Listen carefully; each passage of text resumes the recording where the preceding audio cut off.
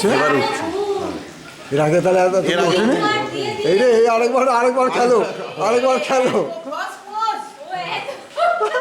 সেই আমাদের একটা বিয়ে বাড়িতে আমরা বাইকে বসে অমুক করে তমুক করে সব পোজ আছে, তারপর বলে কি যা দিন নেই অসভ্য, রাত্রি বাজে 12টা, কেউ বাইকে বসে, কেউ এরকম করছে, কেউ ওরকম করছে, তারপরে বলে ধরুন এখন ওঠেনি।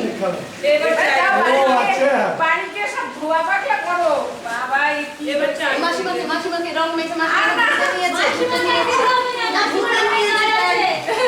উঠছে তো? হ্যাঁ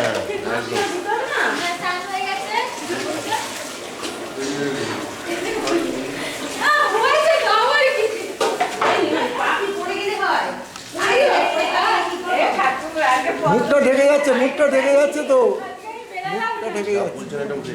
ও হো,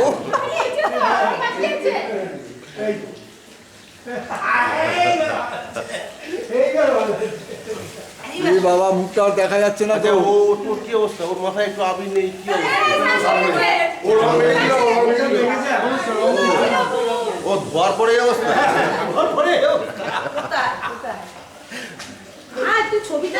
ও টান হয়ে গেছে। আচ্ছা, দাদাকে একটু রং দাও তো, দাদাকে একটু রং দিতে হবে, নাহলে কি উঠবে কি করে? আর কোথায় দেবো আর? আর নেই রং? আচ্ছা ঠিক আছে। দিদিকে একটু ভালো করবো, দিদি দাদা দাদা দিদিকে ভালো করে মাখিয়ে দেখতে হবে, এটাই আপনার মতো হলুদ পাবো না, এই গাড়িটা ভালো লাগবে।